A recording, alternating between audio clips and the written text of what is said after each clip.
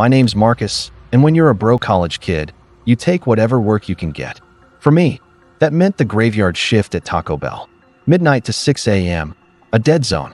The store was practically silent. Just the low hum of the fryer, the buzz of the fluorescent lights overhead, and the soft, greasy smell of tacos lingering in the air. I didn't mind the quiet. I'd wipe counters, refill sauces, scroll through my phone between the occasional drunk customer at 2 a.m. The emptiness gave me time to study. Or at least, it used to feel empty. That night started like any other. I was leaning against the counter, half asleep, when the drive-thru headset beeped. "Welcome to Taco Bell. What can I get you?" I said, my voice automatic. There was a pause. Then, a raspy voice whispered my name. "Marcus." I froze. I glanced out the window. Nothing but an empty parking lot. Not a single car in sight. The headset crackled again. "We'll take 2 tacos." The fryer hummed louder. My skin prickled, but I shrugged it off. Probably some drunk kids messing around. I made the tacos, bagged them, set them on the counter. But no one ever came. The order just sat there, the tortillas steaming softly until the bag went cold. A second order came in an hour later. This time it was worse. The voice repeated my name, over and over, distorted, broken, like it was trying to learn how to say it. "Marcus. Marcus." When I peeked outside again, the lot was still empty. The only movement was the neon Taco Bell sign flickering against the dark. I shook my head, went to pour myself a soda. But when I pressed the lever, instead of cola, the cup filled with thick, black liquid. It smelled like burnt sugar mixed with iron. When it splashed onto my hand, it was warm, almost sticky, like blood. I was starting to panic. I told myself I'd just finish my shift, collect my paycheck, and quit. That's when I saw it. From the corner of the kitchen, a figure walked in. Silent. Mechanical. It wore the Taco Bell uniform, but its face was smooth, pale, featureless. No eyes, no mouth. Just blank skin stretched tight over a skull. It moved with purpose, grabbing tortillas, lettuce, beef, cheese. Assembling food with unnatural precision. But what it made wasn't food. I watched, horrified, as it layered the tacos with raw meat that still dripped blood onto the floor. The lettuce it used was slimy, gray, writhing with tiny pale maggots. And then, it turned to me. It set the tray down, 3 tacos oozing red, and in the drive-thru headset I heard, "Order up, Marcus." "For you." The room spun. My chest tightened. I staggered back, but the faceless thing didn't move. It just stood there, waiting. The intercom hissed again, dozens of voices overlapping, chanting my name, until it was a roar inside my skull. I clamped my hands over my ears, but I could still hear it inside me. Every order, every voice. They weren't customers. They were calling me, and the faceless figure pointed at the food. "For you." I don't remember what happened after that. The next morning, when the manager came in to open the store, she found the place spotless. Counters wiped, floors mopped, my uniform folded neatly by the register. But I wasn't there. The only thing left of me was my headset, still buzzing faintly with static. On the security cameras, they said you could see me all night, standing at the register, smiling, talking, bagging orders, smiling at customers that weren't there. And if you turn the volume up, way up, you can still hear the voices calling my name. Over and over. "Marcus." Tone, unsettling, whisper-like delivery. If you ever work the graveyard shift, don't answer the headset. Don't make the food. And if you see someone in uniform with no face, leave. Because once they start calling your name, you're already on the menu. It was almost midnight when I pulled into Taco Bell. Don't judge me. Midnight cravings hit different, and their new promo meal had been blowing up online. The place was lit up against the dark, fluorescent, and welcoming. The kind of glow that makes you forget it's surrounded by an empty parking lot and shadows. Inside, it was quiet, too quiet for the hour. No rowdy teens, no drunks from the bar down the road. Just me, the hum of the soda fountain, and the faint smell of tortillas and fryer grease clinging to the air. Behind the counter stood a cashier. Young, maybe my age, with a wide smile that looked rehearsed.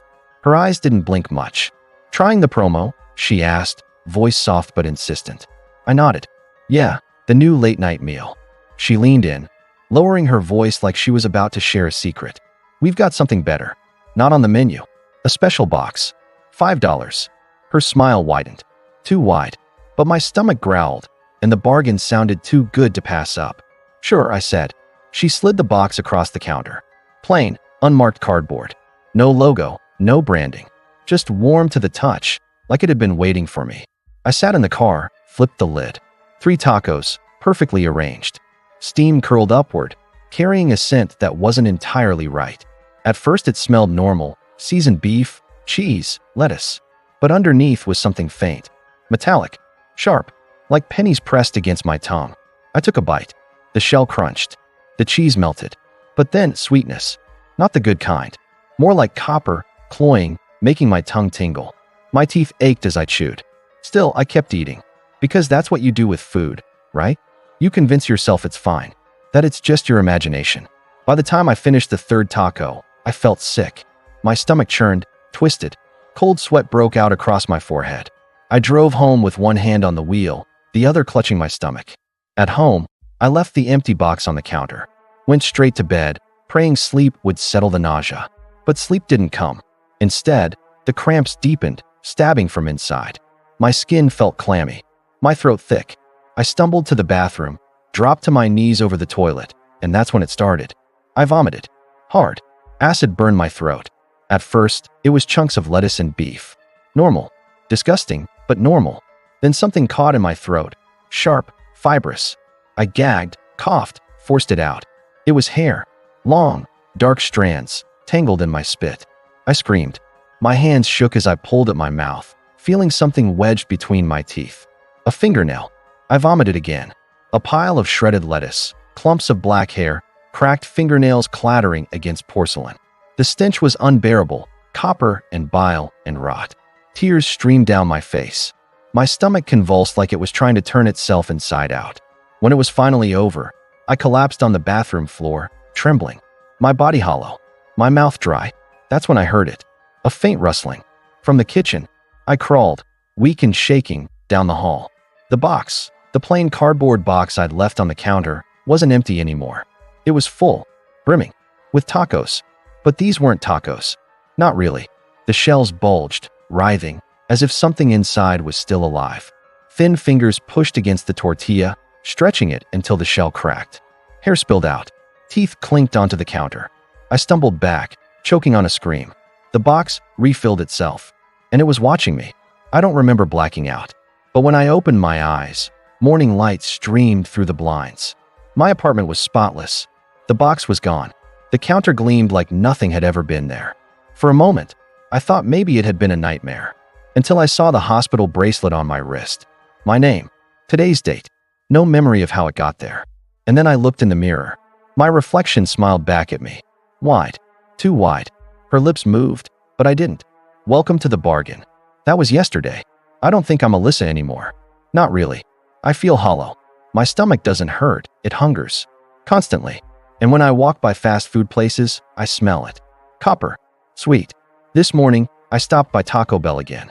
The cashier was there. Same smile. Same eyes. Only, when she spoke, the voice was mine. Would you like to try our special box? And the customer, some kid, barely older than me, smiled back and said yes. So, the next time you're out late, craving something cheap and fast, think twice before you order the special.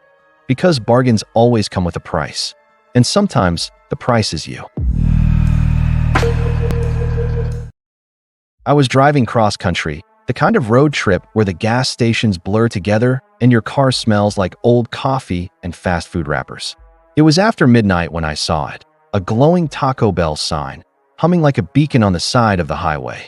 I was starving, my eyelids heavy, my stomach aching for anything greasy. Inside, it was warm, almost too warm, like the air conditioner was broken. A few employees worked quietly behind the counter, their faces tired but oddly tense, like they didn't want to be there.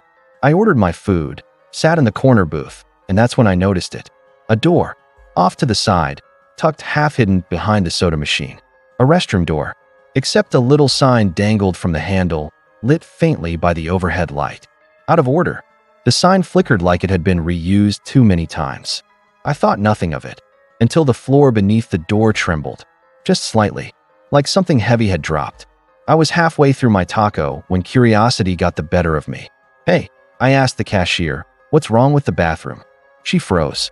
Her smile twitched. "Restrooms closed. Use the gas station across the street." Her tone was sharp, rehearsed, final. But later, when I got up to refill my drink, I swear I heard it, a scream. Muffled, raw, like someone trying to yell through a pillow. I froze, cup in hand. A metallic clattering followed, like chains being dragged across tile. Then came the smell, sharp, chemical, bleach, stinging the back of my throat. I glanced at the other employees. None of them looked up. One of them, mopping near the register, just shook his head slowly when my eyes met his, as if warning me not to ask again.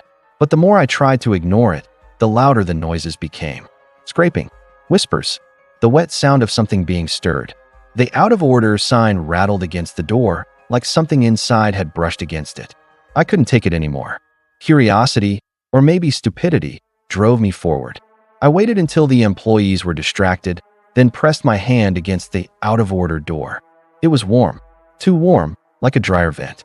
I twisted the handle. To my surprise, it wasn't locked. The door creaked open, and my world tilted. It wasn't a restroom. It was a hidden kitchen. The smell hit me first: copper, iron, bleach, and rotting meat. The fluorescent light above buzzed weakly, casting everything in sickly yellow. In the center of the room, a grinding machine groaned, spitting out red pulp into plastic bins. Next to it, workers in Taco Bell uniforms stood in silence, their faces blank, robotic. But the meat they were grinding, it wasn't beef. It was pale, stringy, threaded with veins. Human. I stumbled back, gagging, but my eyes darted to the far corner. Figures. Shackled figures. Bent over enormous pots, stirring slowly. The pots hissed and bubbled, steam reeking of iron and blood. One of the shackled figures turned toward me. Its eyes were milky white, clouded like spoiled milk. Its mouth was half sewn shut with thick black thread, lips torn and oozing where stitches had split. And still, it tried to smile. My stomach dropped, because I recognized her face. It was the cashier who had taken my order. I bolted.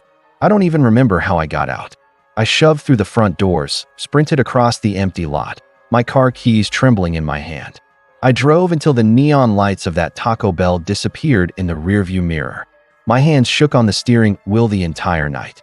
I didn't tell anyone. I didn't want to sound insane. But a week later, I checked my bank account. My card had gone through. My receipt was still in the app. Except there was something new. A charge I didn't make. It read, "Employee meal discount, $5.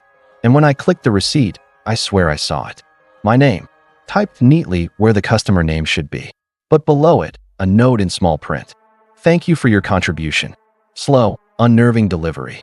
So if you ever stop at a fast food place late at night, don't ask about the employees-only door. Don't wonder about the locked restroom or the smell of bleach. Because sometimes, the special ingredient isn't on the menu. And sometimes that's you.